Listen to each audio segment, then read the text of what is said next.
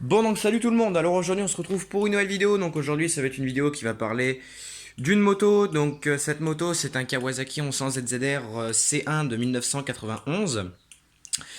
Comme vous pouvez le constater, c'est une moto qui est démontée. Je vais juste faire la petite parenthèse de la vidéo aujourd'hui et je vous ferai l'explication de pourquoi elle est démontée, qu'est-ce qui se passe sur cette moto, etc. etc. Je vous ferai une vraie vidéo de présentation au moment venu.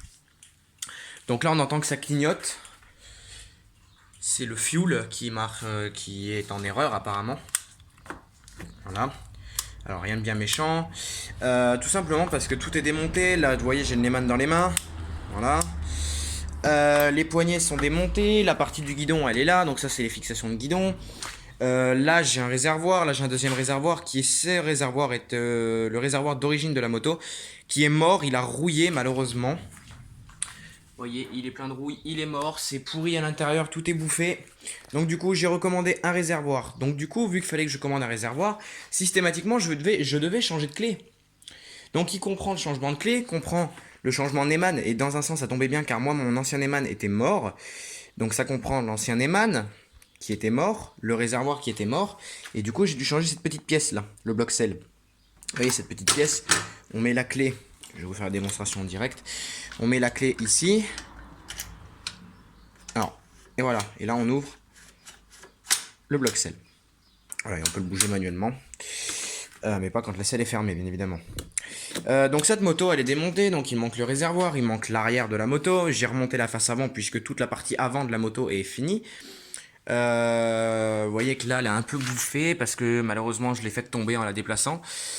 Il n'y a plus les roues, elle est montée sur cale. Là, on a l'ancien pneu du ZZR et son pneu avant, il est là. Donc actuellement, les roues de la moto sont là. Donc j'ai monté le pneu arrière qui n'a pas bougé. Le pneu avant, je l'ai pas encore, faut que je passe commande. Là, j'ai des pièces de la moto, donc là j'ai le carénage avec les inscriptions 1100 ZZR. Donc du coup, ben, cette moto, en fait, j'ai entamé une restauration complète de cette moto parce que ça fait 8 ans qu'elle n'a pas tourné. Donc cette moto appartient à mon père. C'est une moto que mon père s'est servi pendant 3 ans et après il est passé sur une machine un petit peu plus soft. Actuellement il roule avec un Yamaha 900 XJ Diversion. L'année je crois qu'elle est de 99 il me semble, mais je vous dirai peut-être des bêtises. Donc du coup le ZZR bah, il tournait de moins en moins et ce qui s'est passé c'est qu'à bout d'un moment il tournait plus du tout. Donc la moto elle est restée 8 ans de sa vie sans tourner, donc malheureusement les années sans tourner ont fait du vécu sur la moto. Donc j'ai eu le problème de Neyman, j'ai eu le problème de réservoir, j'ai eu un gros souci de carburation. Le souci de carburation, le truc tout bête, c'est que les carburateurs se sont bouchés avec le temps, donc je les avais démontés une première fois. Je les avais pas démontés en totalité, donc en fait la moto retournait un peu mieux, mais elle tournait pas encore parfaitement. Donc on les a redémontés avec mon père une deuxième fois. Et là, elle tournait vraiment du tonnerre, elle tournait comme elle devait tourner habituellement, elle avait retrouvé un régime stable, etc. Et le réservoir qui était tellement pourri, donc le réservoir bleu et noir qui est là-bas, et petite parenthèse, voici mon Husqvarna 346 XP. Le réservoir qui était tellement rouillé, quand on l'a remis en essence, ce qui s'est passé, c'est que la corrosion s'est détachée du réservoir et c'est parti se mettre dans les carburateurs. Et un jour, au démontage du carburateur, je me suis trompé de vis et j'ai démonté la vis de richesse du carburateur du cylindre numéro 1. Parce que c'est 4 carburateurs montés sur une seule rampe. Et du coup, la vis de richesse du carburateur du cylindre numéro 1, je l'ai desserré comme un couillon. Je l'ai démonté en totalité même. Et du coup, ce qui fait que le carburateur ne tourne pas très rond. Donc la moto, en fait, on sent qu'elle a besoin d'un petit réglage. Donc voilà, je l'emmènerai à la fin quand elle sera prête. Quand elle sera prête, je l'emmènerai pas avant. Parce que pour l'instant, elle peut pas rouler. Là, ça va être un peu compliqué. Sans roue, ça va être un peu compliqué. Donc du coup, j'avais redéposé la rampe de carburation, je l'ai remontée, donc une troisième fois. Elle a tourné impeccable. Et excusez-moi, il y a un tracteur qui passe. Et après, la corrosion est revenue se mettre dans les carburateurs, donc j'ai dû redéposer une quatrième fois. Donc là, je suis sûr qu'il n'y a pas de corrosion en sachant que le réservoir a été démonté. Donc du coup, je mettais un réservoir annexe, donc je mettais le réservoir de mon autoporté Cast 12 avec le 13 chevaux Diamant IC, le petit gris là. Je mettais ce réservoir là pour pouvoir faire tourner la moto. Donc elle tourne vraiment bien. Mais le petit souci, donc j'avais eu des problèmes, bah, la batterie qui s'est vidée littéralement, hein, donc j'ai changé la batterie. Parce que là, vous voyez, si je mets un coup de démarreur, voilà. On écoute le relais de démarreur qui s'affole. Après, en termes... bon, j'ai le klaxon qui fonctionne, mais on sent bien que... voilà, c'est pas terrible. Là, j'ai le phare. On sent que c'est pas terrible. Et la moto, donc on l'a remise en route, elle tourne pas trop mal, mais encore le petit souci de carburation malheureusement. Sinon elle tourne bien, on a fait la purge de l'embrayage, puisque dessus c'est un embrayage qui ne fonctionne pas par câble mais par poussée hydraulique. Dessus, quand la moto est tombée, comme je vous l'ai dit, j'ai cassé la poignée. Voilà, le support en alu s'est cassé. Donc bon, faut que je retrouve une poignée. Après, je vais remontrer une bulle parce que la bulle de base des ZZR elle monte jusque là, mais la moto est tombée il y a 8 ans et je vais juste masquer ça parce qu'il y a la plaque d'immatriculation. La moto est tombée il y a 8 ans et bah, la bulle a été cassée. Mon père l'avait remodifiée et avec le temps elle a fini par casser. Et moi j'aime bien ce style de bulle qui est bas plutôt que la bulle routière à la base qui est vraiment très haute. Moi j'aime pas trop. Et du coup avec mon père on va changer ça. Et quand j'ai déposé la face avant, le plastique a tellement cuit avec les années que bah, la face avant elle s'est cassée là.